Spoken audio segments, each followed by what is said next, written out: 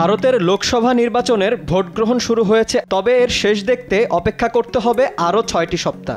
মোট ৭টি ধাপে ১ জুন পর্যন্ত প্রায় ১.৫ মাসব্যাপী চলবে এ নির্বাচনের ভোট গ্রহণ কার্যক্রম।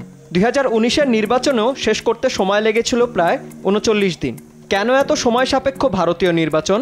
এ প্রশ্নে মার্কিন সংবাদ মাধ্যম দ্য নিউ ইয়র্ক টাইমস এক প্রতিবেদনে জানায়, বিস্তৃত ভৌগোলিক সীমা, বিপুল জনসংখ্যা, নির্বাচন বিধি ও নিরাপত্তা সহ বিভিন্ন কারণে নির্বাচন প্রক্রিয়া এত দীর্ঘ হয়ে থাকে।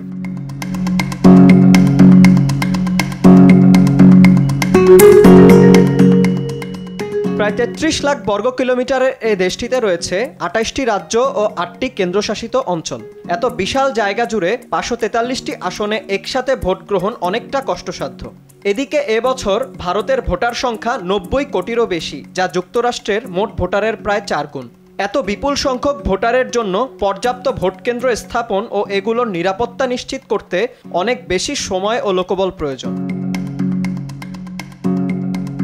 জনগণের ভোটাধিকার নিশ্চিত করতে পৃথিবীর বৃহত্তম এ গণতান্ত্রিক রাষ্ট্র দেশের সর্বোচ্চ ভোটকেন্দ্র স্থাপনে নিযুক্ত করেছে ১ কোটিরও বেশি পোলিং এজেন্ট। হিমালয় পর্বত, মরুভূমি, এমনকি জঙ্গলের মতো দেশের দুর্গমতম স্থানগুলোতেও ভোটকেন্দ্র স্থাপন করতে হয়েছে তাদের।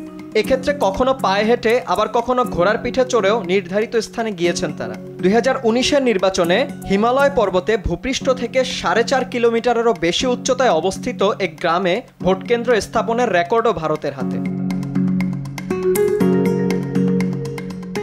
নির্বাচনকে ঘিরে দাঙ্গা, হামলা ও যে কোনো অপ্রত্যাশিত পরিস্থিতি নিয়ন্ত্রণ করতে আইন শৃঙ্খলা বাহিনীর পাশাপাশি প্রায় ৩ লাখের মতো সামরিক ও আধাসামরিক বাহিনীর সদস্যদের মোতায়েন করেছে ভারত। তাও সবগুলো কেন্দ্রে একসাথে ভোট গ্রহণ হলে এ সংখ্যা যথেষ্ট নয়। তাই এক জায়গার ভোট শেষ হলে মাঝের বিরতিতে নিরাপত্তা কর্মীরা যাতে অন্য কেন্দ্রগুলোয় যেতে পারে, এজন্য ধাপে ধাপে সময় নিয়ে ভোট গ্রহণ করে ভারতের নির্বাচন কমিশন। এছাড়াও ভোটের তারিখ নির্ধারণের ক্ষেত্রে সরকারি ছুটি, ধর্মীয় উৎসব, পরীক্ষা, ফসলের মৌসুম সহ অনেকগুলো বিষয় মাথায় রাখা হয় যাতে সর্বোচ্চ সংখ্যক ভোটার উপস্থিতি নিশ্চিত করা যায়। এত সবকিছুর মাঝে সমন্বয় করে ভোটের দিনক্ষণ ঠিক করতে হয় বলেই ভারতের নির্বাচন শেষ করতে অনেক সময় লেগে যায়। তবে প্রতিটি ধাপের মাঝে যে কয়দিন বিরতি থাকে, এর সময় বিভিন্ন ধরনের গুজব ও বিভ্রান্তিমূলক তথ্য ছড়িয়ে পড়তে পারে বলেও অভিযোগ অনেকের। বিনিয়ামিন, RTV।